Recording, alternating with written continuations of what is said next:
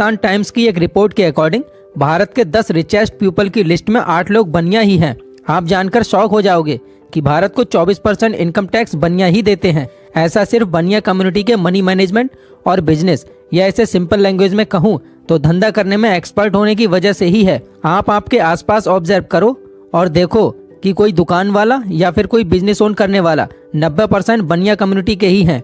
आज बनिया कई बड़े बड़े बिजनेस भी ओन करते हैं, जिनमें मुकेश अंबानी, गौतम अडानी, लक्ष्मी मित्तल और अमन गुप्ता जैसे बड़े बड़े बिजनेसमैन शामिल हैं। ये सभी बनिया कम्युनिटी से बिलोंग करते हैं और इन्होंने इंडिया की इकोनॉमी को कितना ऊपर उठाया है ये तो आप अच्छे से जानते ही होंगे। मेनली बनिया कम्युनिटी के लोग राजस्थान और गुजरात के रहने वाले लोग हैं। अब सवाल ये आता है कि बनिया इतना अमीर कैसे होता है, और अगर अमीर ना भी हो तो आम लोगों से तो ज्यादा ही कमाते हैं। आमतौर पर लोग बनियों को एक कंजूस मानते हैं और मानते हैं कि बनिया अपनी पाई पाई जोड़कर ही अमीर बनता है, लेकिन यह एक बहुत ही बड़ी गलतफहमी है, क्योंकि ये जितने पैसे चैरिटी और डोनेशन में देते हैं उतने कोई कम्युनिटी नहीं देती।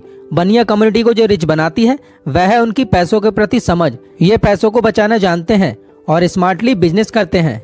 इनकी कैलकुलेशन और फटाफट हिसाब करने की कला तो मानो इनको भगवान से वरदान के रूप में मिली हो। अब सवाल ये आता है कि बनिया कम्युनिटी के पास ऐसी कौन सी स्किल्स हैं जिनकी वजह से बनिया आज बोट, रिलायंस, जियो और लेंसकार्ट जैसे बड़े बड़े बिजनेस ओन करती है।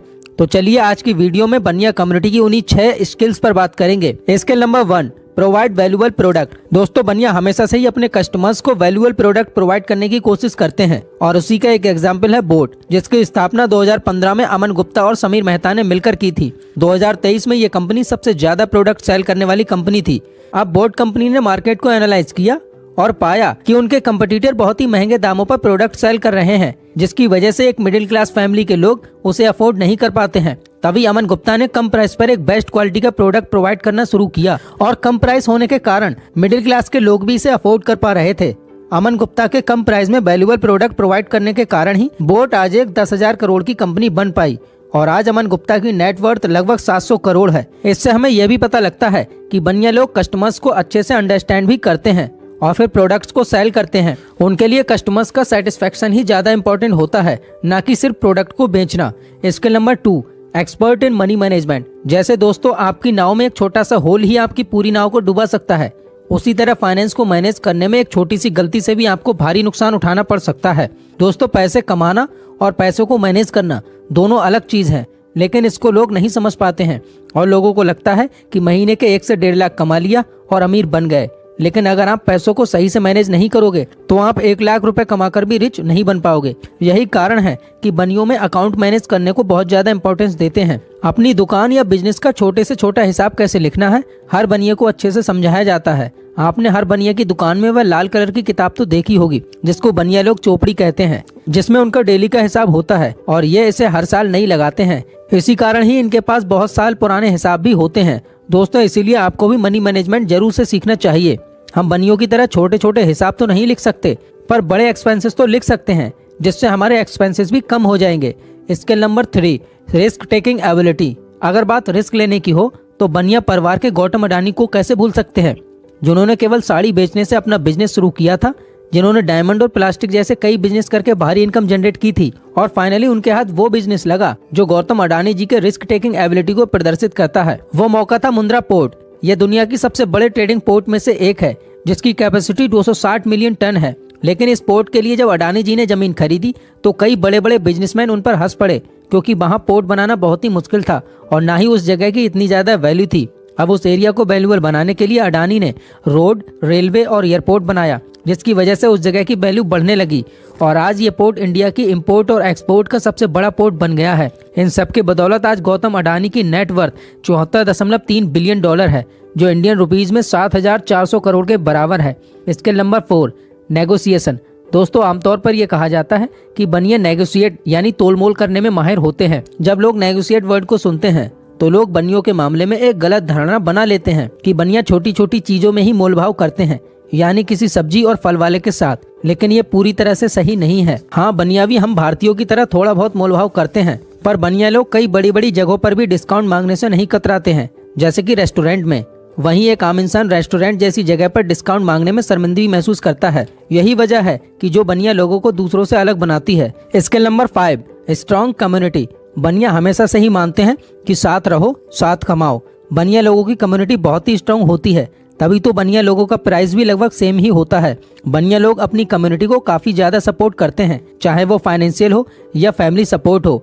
बनिया आज भी ज्वाइंट फैमिली में ज्यादा विश्वास करते हैं। तो चलिए जानते हैं बनिया लोगों को अपनी कम्युनिटी से बिजनेस यानी धंधा करने में कैसे सपोर्ट मिलता है।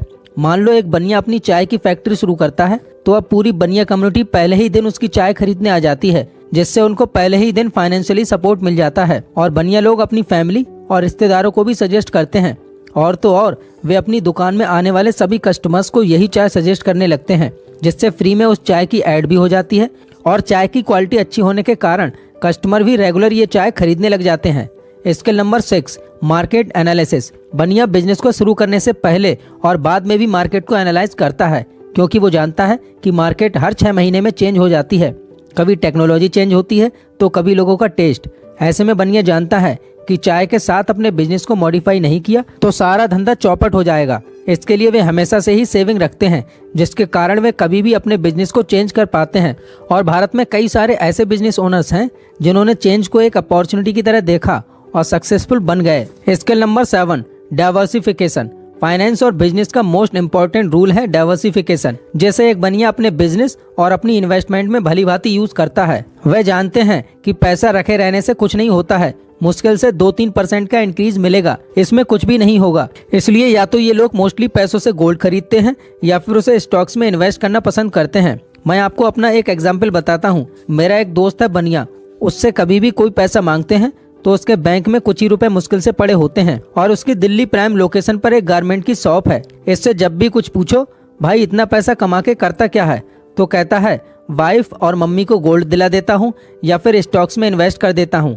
कभी एक जगह सारा पैसा नहीं रखता। माना कि ये थोड़े पुराने लोग हैं जिनको नए तौर तरीके नहीं आते, वो आज भी चेंज से या नई चीजों को करने से डरते हैं। और एक न्यू एज्ड बनिया ये बात अच्छे से जानता है कि अगर बड़ा बनना है तो बढ़ना पड़ेगा, यानी कि डाइवर्सिफाई करना पड़ेगा। 2010 में जब भावेश अग्रवाल और अंकित भाटी ने ओला की शुरुआत की, तो वो मात्र एक प्लेटफॉर्म था जो कस्टमर्स को कैब ड्राइवर्स से कनेक्ट करता था, और उनका ये आइडिया अच्छा भी चला।